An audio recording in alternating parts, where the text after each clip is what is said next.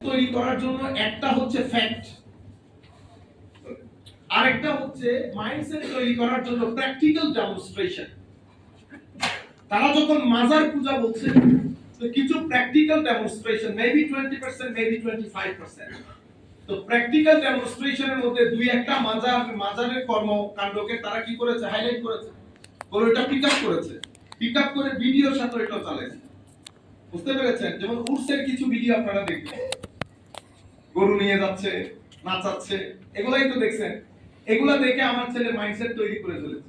কিন্তু আপনি যদি ওই সন্তানকে জিজ্ঞেস করেন, আপনি জানেন এই মাজারগুলাতে পৃথিবীর কয় লক্ষ কয় কোটি মানুষ ডেইলি খাদ্য গ্রহণ করে?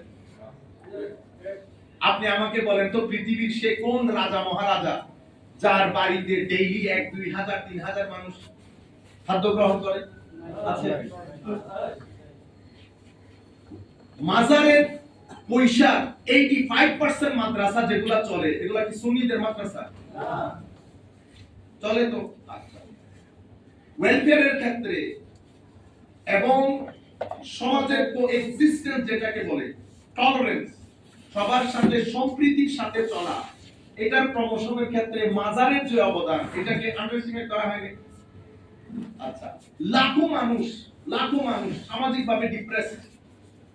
আমি যদি মাজারগুলো বন্ধ করে দেই, ওই মানুষগুলোর উপরে যদি গভর্নমেন্ট টাকা খরচ করে, তো $1 মিলিয়ন যদি গভর্নমেন্ট 2 মাসে খরচ করে, গভর্নমেন্ট এই টাকা দিতে দিয়ে ওয়েস্টার্ন ওয়ার্ল্ড, আমেরিকা, ইংল্যান্ড এই যে মিলিয়ন ডলার ডিপ্রেশন জন্য খরচ করতেছে, আমাদের সরকার কি সেটা পারবে?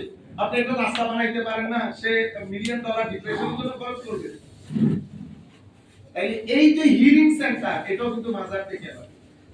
আপনি আমাকে জিজ্ঞেস করতে পারেন, হুজুর অরাজকতা নাই? অফকোর্স অরাজকতা আছে। যেখানে ভালো থাকবে সেখানে মন্দ থাকবে। আপনি বলেন না মানুষের বাংলাদেশ, আপনি খুঁজে দেখেন কয়জন মানুষ পাবেন। বুঝতে পেরেছেন? এরকম তো আম মানে সব আম না, সব আম না। তো আমি জাতির কাছে কোনটা তুলে ধরবো? আমি আপনাকে সত্য সন্ধানী কখন মনে করব? যখন আপনি সত্যটা তুলে ধরবেন, যে এখানে এই ঘটনা ঘটে, আসল ঘটনা এটা, নকল ঘটনা এটা, আপনি সত্য অনুসন্ধানী। কিন্তু আপনি জেনারেলি বলে দিচ্ছেন পূজা। তো আমি যখন মাজারে গেছি, আমি কি পূজা করেছি? আচ্ছা, এরপরে আমাদের এই ছেলেগুলোকে কে বুঝাবে যে তারা, ধরেন আমাদের এখানে এন্ড অফ দি, আমাদের যখন ওয়েস্টার্নাইজেশন শুরু হয়েছে গত শতাব্দীর আগে, আমাদের ইসলামিক মানে মুসলিম ফল ডাউন হয়েছে অটোমান এম্পায়ারের পতনের সাথে সাথে। অতঃপর পৃথিবীতে ওয়েস্টার্নাইজেশন, ঠিক আছে, ওয়েস্টার্নাইজেশন এবং প্রসেস অফ সেকুলারাইজেশনের মাধ্যমে পুরো পৃথিবী সেকুলারাইজড হয়েছে এবং হচ্ছে, প্রসেসের মধ্যে আছে।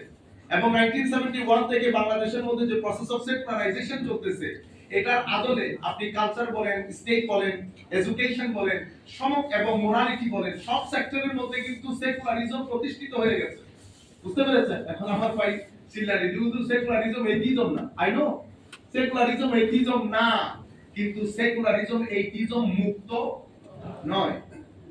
সেকুলারিজম হচ্ছে এথিজমের ফার্স্ট স্টেজ, যেভাবে এক্সট্রিমিজম হচ্ছে টেররিজমের first stage. every extremist is not terrorist. সকল extremist terrorist নহে, but extremist is the first stage to terrorist. আপনারা বুঝতে পেরেছেন? যেমন শেখ ইবনে তাইমিয়া, ইমাম গাজ্জালী, এটা আপনাদের এটা জানা দরকার। পৃথিবীতে অনেক, আপনারা আমার মূল পয়েন্টটা খেয়াল রাখেন যেন আমি এখানে আবার আসতে পারি। তাহলে পৃথিবীতে অনেক মহারথী মহামনীষী এসেছেন ইসলামিক ব্যাকগ্রাউন্ড থেকে। তার মধ্যে দুইজন মনীষী অনেক বেশি ইনফ্লুয়েন্স করেছে মুসলিম উম্মাহর উপর, একজন ইমাম গাজ্জালী আর একজন শেখ ইবনে তাইমিয়া। আমি শেখ ইবনে তাইমিয়াকে শেখ বলে সম্বোধন করি, তার একটা কিতাব এটা। সে আমার নবী শানে গুস্তাখিকারীর বিরুদ্ধে একটা কিতাব লিখেছে, আসওয়ারিমুল মাসলুল, খোলা তরবারি।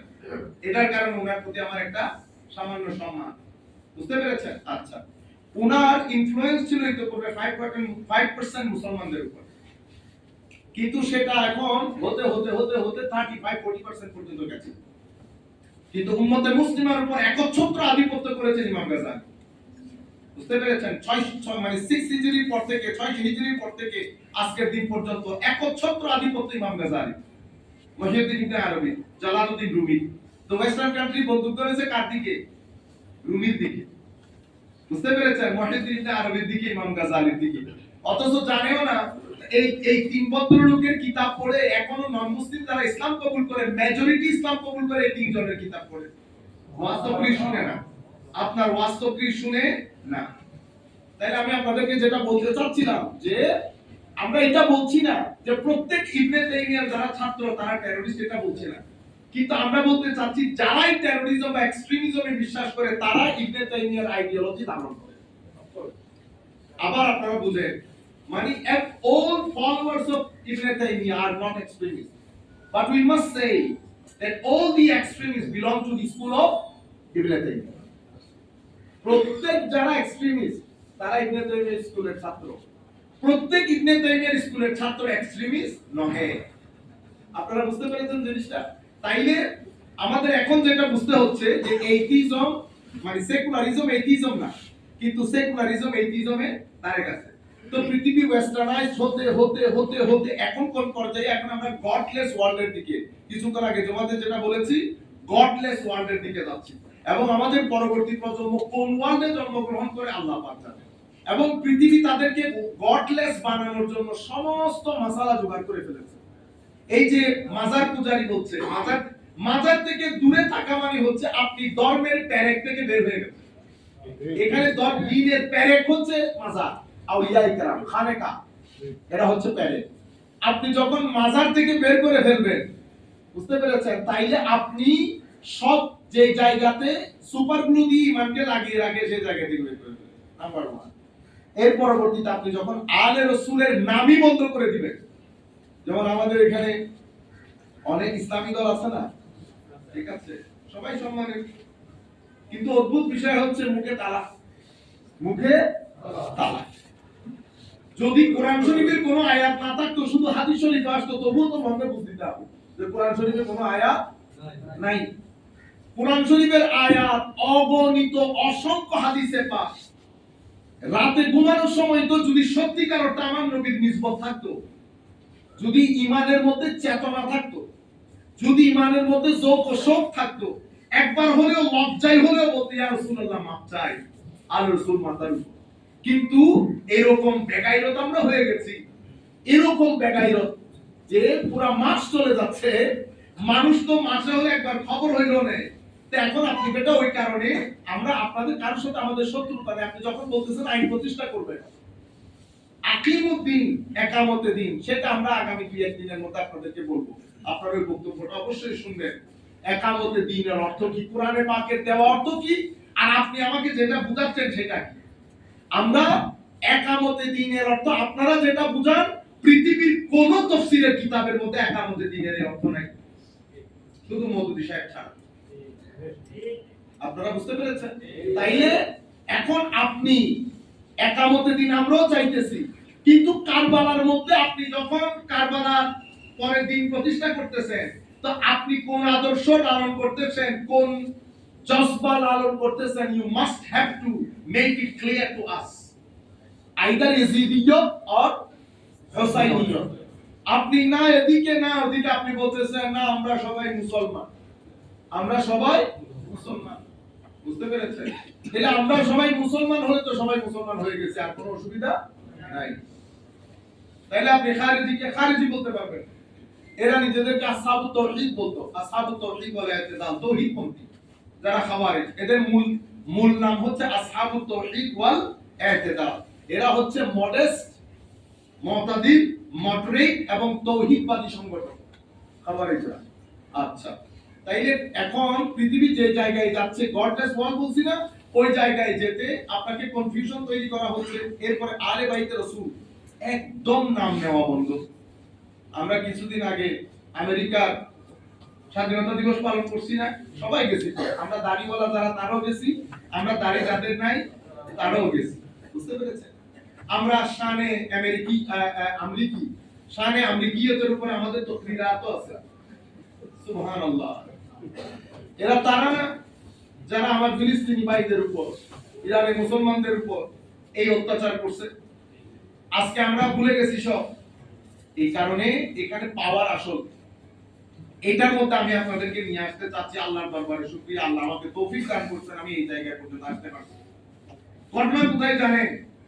ইয়েজিদের কাছে, আমি ইয়েজিদ এটা বলতেছি, ইয়েজিদের কাছে পাওয়ারটাই হচ্ছে হক। পাওয়ারটাই হক। আর হুসাইনের কাছে হকটাই পাওয়ার, ইয়েজিদের কাছে পাওয়ারটাই হক। যেহেতু পাওয়ারই হক, সেই হেতু আমেরিকার ফজিলতের উপর যদি হাদিসও বর্ণনা করতে হয়, I have to do this. কারণ আমাকে পাওয়ার পেতে হবে, আমাকে পাওয়ার পেতে হবে, আগে পাওয়ার। বুঝতে পেরেছেন? এই পাওয়ারে থাকতে গিয়ে ম্যাকিয়াভেলির একটা ফিলোসফি, আপনারা ম্যাকিয়াভেলি চিনেন, যারা পলিটিক্যাল সায়েন্স পড়ে তারা তো জানার কথা।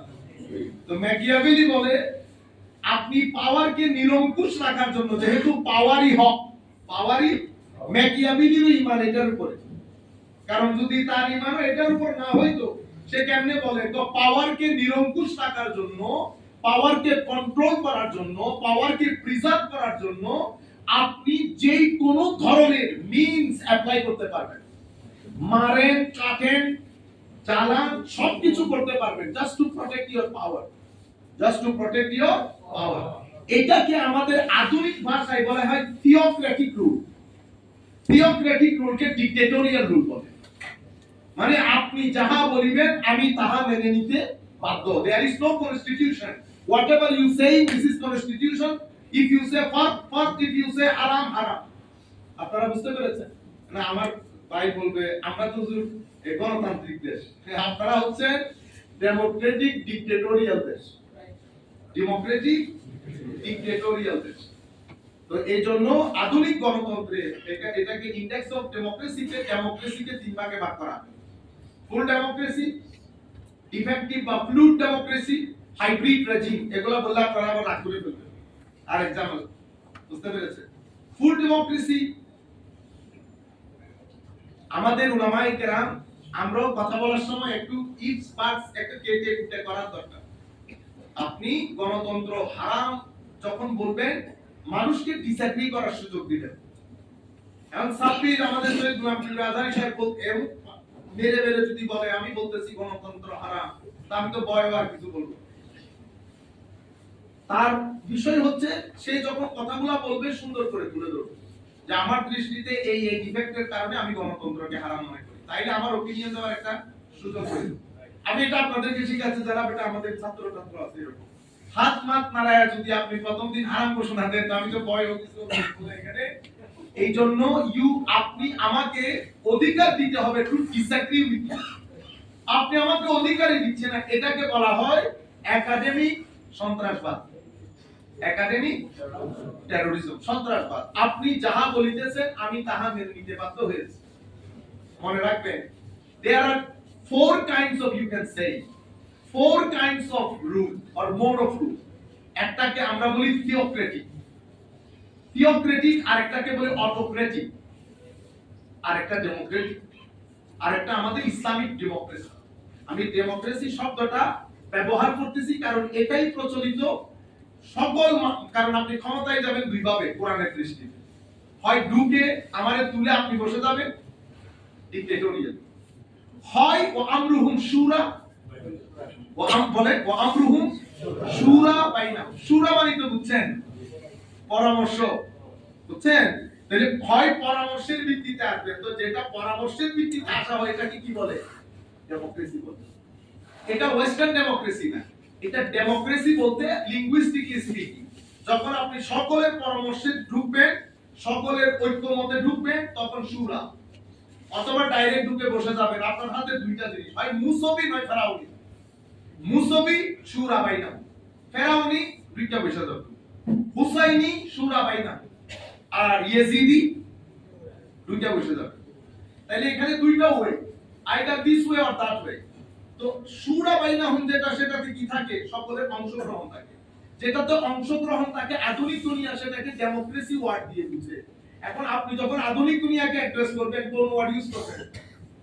যেটা আমার ছেলেরা বুঝে সেটা ইউজ করতে হবে না। বুঝতে পেরেছেন? সেই কারণে আমরা বলি থিওক্রেটিক। থিওক্রেটিক যেটা, সেটা কোনটা? সেটা হচ্ছে ধর্মযাজকের শাসন, যেখানে আল্লাহর সুপারিয়রিটি এবং আল্লাহর সার্বভৌমত্ব থাকে। এট দ্য সেম টাইম সেও সার্বভৌম, কে? যে আল্লাহর আইনকে ইন্টারপ্রেট করে। সে মনে করে আমি যাহা বলিতেছি তাহা ফাইনাল ওয়ার্ড, এরপরে আর কোনো ওয়ার্ড নাই। তো আমি যদি আমার ওয়ার্ডকে ফাইনাল মনে করি, তা আমি কথাই ডেমোক্রেসি, আইডিওলজিতে থিওক্রেসি।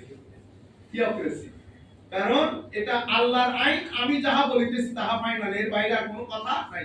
আর ইন্টারপ্রেট করব শুধু আমি, আপনার কোনো অধিকার নাই, তাহলে আপনি ইন্টারফেয়ারই করতে পারবেন। থিওক্রেটিক।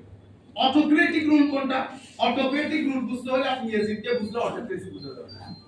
ইয়েজিদ হচ্ছে অটোক্রেসি, ফেরাউন হচ্ছে অটোক্রেসি, মানে সেই সার্বভৌম ক্ষমতার অধিকারী, সেই সংযোজন করবে, সেই বিয়োজন করবে, সেই শুদ্ধ করবে, সবকিছু তার উপর। মানুষ, জনগণ, এখানে no entry. Whatever I am saying, final word. You must have to accept it. If you disagree, then go persecution. Capital punishment will be applied. এরপরে এখান থেকে পৃথিবী বের হয়েছে ডেমোক্রেটিক রুলে। ডেমোক্রেটিক এখন বহু জাতীয় ন্যাশনাল স্টেট হয়ে গেছে। আপনি বাংলাদেশি, আমি ইন্ডিয়ান, অমুক পাকিস্তানি, অমুক শ্রীলঙ্কার ন্যাশনাল স্টেট। ইতোপূর্বে আমরা ছিলাম উম্মতে মুসলিমা, আমাদের ফার্স্ট আইডেন্টিটি। এখন হয়ে গেছে উম্মতে মুসলিমা আমার সেকেন্ডারি আইডেন্টিটি। ফার্স্ট আইডেন্টিটি হচ্ছে আমি বাংলাদেশি, জাতীয়তাবাদী পরিচিত। এটার ভিত্তিতে অনেক ধরনের ইজম পৃথিবীতে এসেছে। তার একটা ইজম এসেছে ডেমোক্রেসি, কারণ পৃথিবী এই দুইটা জিনিসগুলোকে অ্যাফোর্ড করতে পারতেছিল না, অটোক্রেসি না থিওক্রেসি। পৃথিবী অ্যাফোর্ড করতে পারতেছে না, কারণ ইয়েজিদিয়তকে হজম করার মতো না। ইয়েজিদিয়ত হজমের জিনিস না। এইজন্য পৃথিবী এখান থেকে বের হয়েছে হুসাইনিয়তের দিকে আসার জন্য। কিন্তু হুসাইনিয়তের দিকে এসে পৃথিবী আবার একটা বাঁক নিয়েছে, কিছু জিনিস রেখেছে, কিছু জিনিস ছেড়েছে। যেটা রেখেছে সেটার কারণে পৃথিবীর এই সৌন্দর্য, আর যেটা ছেড়েছে সেটার জন্য পৃথিবীর এই অরাজকতা। কোনটা? মানুষের অন্তরে শান্তি নেই। আমেরিকা গেলেও নাই। আপনারা যেটা টিভি সিনেমাতে দেখেন, সুন্দর সুন্দর গাড়ি, সুন্দর সুন্দর বাড়ি, ধোঁকা। আপনি ভিতরে যতটুকু ঢুকবে ততটুকু গন্ধ বের হবে। 99 বছরের বাবা এ একটা ঘরের মধ্যে ঘুরতেছে, হাঁটতেছে। পৃথিবী কত সুন্দর, বুঝতে পেরেছেন? এই কখন নার্স একজন এসে দেখবে এতটুকু, আর সন্তান মনে হয়ে গেছে 6 মাস পর একবার এসে দেখা গেল। আর ক্রিসমাস তো আছে, বছরে একবার আসবে, আপনার সাথে একটু লাঞ্চ পার্টি, ডিনার করবে, ফিনিশ, দ্যাট ইজ রিলেশন। এরপরে কোনো বিয়ের কথা নেই। হাজবেন্ড ওয়াইফ সম্পর্ক ব্রোকেন, সবাই আমি তোমার চেয়ে কম। যখন সোসাইটি এই আন্দাজে এই জায়গায় চলে যাবে, আমি যে আপনার চেয়ে কম, মানে এই যে একটা সেন্টেন্স আপনারা ব্যবহার করেন, আই ডোন্ট কেয়ার বলেন না, পৃথিবীর সমস্ত অরাজকতার মূলে এই সেন্টেন্স। কেন আই ডোন্ট কেয়ার? কি বলেন আপনি? জুতা পরে আসেন নাই তো? জুতা পরে জুতা কে সেলাই করছে আপনার জন্য? মুচি সেলাই করেন না তো আপনি বলছেন I don't care? You must have to care to him until you care, you become respectful to him. Will you be able to put on your shoe? Impossible. আপনি ডায়াবেটিস থাকলে তো মার্কেটে যেতে হবে, আপনি বলছেন আই ডোন্ট কেয়ার। দেখছেন এই অবস্থা। ড্রাইভার ছাড়া তো আপনি এখানে আসতেও পারেন নাই। আচ্ছা, সব প্রোগ্রাম সেরে যাচ্ছি, এই মাইক নষ্ট হয়ে গেছে ফর এক্সাম্পল, আপনি মাইক ঠিক করতে পারবেন? আপনি মাইক ম্যানকে দেখতে হচ্ছে সমাজের সর্বস্তরের মানুষ সম্মানিত। আপনাকে এই মেন্টালিটি আমাদের ছেলেদের ভিতরে দিতে হবে। এখানে কোনো ক্লাস নাই, কে মাইক ম্যান কে মাইক ম্যান তুই তুকারি করবেন না কারোর সাথে। আমার নবী বলছেন, যারা বড়কে সম্মান করে না, ছোটকে স্নেহ করে না, সে আমার উম্মতই না। আমার নবী জিজ্ঞেস করবে যে তুমি যে বড়কে সম্মান করে না, সে কি মাইক ম্যান ছিল? তো জিজ্ঞেস করবে আমার নবী। ইন্না লিল্লাহি ওয়া ইন্না, এই অরাজকতা কোন জায়গা থেকে আমাদের এই দেশে ঢুকছে আল্লাহ পাক জানে। এবং আমরা বয়সের দিক বিবেচনা করে এই সম্পর্কগুলো ঠিক করি না। আমরা ঠিক করি আমাদের চেয়ারের উপর বেস করে। বড় চেয়ার ছোট চেয়ারকে তুই বলে, বয়স ডাজন্ট ম্যাটার, বয়স ডাজন্ট ম্যাটার। ইন্না লিল্লাহি ওয়া ইন্না ইলাইহি রাজিউন। আপনি যখন, এটা খুব গুরুত্বপূর্ণ বিষয়, আপনি যখন গরিবের সম্মান মারবেন, পৃথিবীতে পশ্চিমকালও আপনি সম্মানী হতে পারবেন না। এই জন্য আমাদের মন্ত্রী মিনিস্টারও বড় বড় জায়গায় গিয়ে লাইনে দাঁড়িয়ে থাকতে হয়। সম্মান আছে? আপনি এখানে না গাড়ি ধরে চলে গেছেন, আপনি বাইরে আমরা দেখতেছি না ইংল্যান্ড আমেরিকা কি হয়, দাঁড়ায় আছেন। আপনাকে জিজ্ঞেস করছে আপনি কোন দেশের লোক। আপনি শুধুমাত্র মন্ত্রিত্বটা ছাড়েন, শুধুমাত্র মন্ত্রিত্বটা ছাড়েন, মসজিদের ইমামও বের হোক, এয়ারপোর্ট দিয়ে আপনিও বের হন, দেখি কার সাথে লোক থাকে। আপনারা বুঝতে পেরেছেন? মানুষকে সম্মান করবেন, সম্মানিত হবে। আর বড় ছোট খেয়াল করে অ্যাড্রেসটা ঠিক করবেন। তুই তুকারি করবেন না, বিচ্ছিরি লাগে মানুষের সাথে। তুই তুকারি তার সাথে করবেন, তাকে আপনি স্নেহ করবেন, আদর করবেন, সে বুঝবে। তাকে তুই তুকারি করলে সে বুঝবে। যাই হোক, যেখান থেকে কথাগুলো শুরু করেছি, আল্লাহুম্মা সাল্লি আলা সাইয়্যিদিনা মুহাম্মাদিন ওয়া আলা আলি সাইয়্যিদিনা তাইলে আমাদের এখানে একটা থিওক্রেসি, একটা অটোক্রেসির মধ্যে আমরা আমাদের এখানে সিস্টেম ডেমোক্রেসি অনুযায়ী হয়, ভোট হয়, এই হয় সেই হয়, কিন্তু আমরা ডেমোক্রেটিক ডিক্টেটোরিয়াল, মানে এখানে গণতন্ত্র বা টেকনোক্রেসি, এটা এটা পার হতে হতে আল্লাহ যদি কোনোদিন ওই জায়গায় পৌঁছায় আমাদের, বুঝতে পেরেছেন? এখানে জনগণ হচ্ছে সার্বভৌম ক্ষমতার অধিকারী, আপনি যাহা বলিবেন তাহা আইন হবে, আপনি যাহা বলিবেন তাহা আইন হবে। আর আমাদেরটা হচ্ছে ইসলামিক ডেমোক্রেসি, যেটাকে খিলাফা বলে। এটা যে খিলাফাই বলতে হবে এমন কোনো কথা নাই। ধরেন এখন আমি একটা কথা বললাম, আপনি এটা শোনার পরে যদি দাদারও বক্তব্য দিয়ে দেন, এরকম না। যদি আপনার বুঝার ইচ্ছে থাকে তাহলে আমরা বসে ডায়লগ করি, কিন্তু দাদারও বক্তব্য দিয়েন না। কারণ প্রত্যেক ব্যক্তি যার যার লেখাপড়া আছে, আপনি ওই বিষয়ে কথা বলে ডায়লগ হোক, কিন্তু আপনি যদি এক ধাঁচে কথা বলে একজনকে না করে দেন, তাহলে এটা কি হবে? থিওক্রেটিক রুল হবে, হ্যাঁ, একাডেমিক ডিসঅনেস্টি হবে, বুঝতে পেরেছেন? তাহলে এটার মধ্যে এটার সাথে এটার ফারাক কি? এখানে আল্লাহ সার্বভৌম ক্ষমতার মালিক, আল্লাহর পক্ষ থেকে আমার নবী সার্বভৌম ক্ষমতার মালিক, একজন in letter and spirit originally, আর একজন manifestatively representative of Almighty Allah. He is the super power in Muslim, sovereign ক্ষমতার অধিকারী। তবে আমার নবীটা মাজাজান হাকিকাতান হচ্ছে আল্লাহ, হাকিকাতান আল্লাহ। যাই হোক, তো পৃথিবী যখন এই যে আমাদের এটা হওয়ার পরে ওয়েস্টার্নাইজেশন ঢুকতেছে, ওয়েস্টার্নাইজেশন আমাদেরকে ওয়েস্টার্নাইজ করতে করতে আপনি দেখবেন কিছুদিনের মধ্যে আমাদের ছেলেরা, আপনারা হয়তো জিনিসগুলোকে হালকা পাবেন, কিন্তু এগুলো হালকা পাবে নেওয়ার কোনো সুযোগ নাই। দেখবেন আপনি আগামী 5 বছর পরে আমাদের এখানে ভাত খাওয়া লোকের সংখ্যা কমে যাবে। আপনি পিজাতে যাবেন, বার্গারে যাবেন, তারপরে আপনি ফ্রেঞ্চ ফ্রাইতে যাবেন, আপনি মনে করবেন এমনি এগুলো কিন্তু কোনো ব্যাপার না। মনে রাখবেন, কোন জাতিকে চাদরে আবৃত করতে হলে আগে তাকে কালচার ধ্বংস করতে হবে, ঠিক আছে? আপনার কালচার ছিল পাদরে সালাম করা, কত আসে নাই? আসছে ফতোয়া। এভাবে আপনাকে একটা একটা করে আপনার কালচার, মিলাদুন নবী, এটা আমাদের কালচারের অংশ। আমি ইমানের দিকে যাচ্ছি না, সংস্কৃতির কথা বলতেছি। শবে বরাতের মধ্যে একসাথে হয়ে ইবাদত করা আমার সংস্কৃতির অংশ।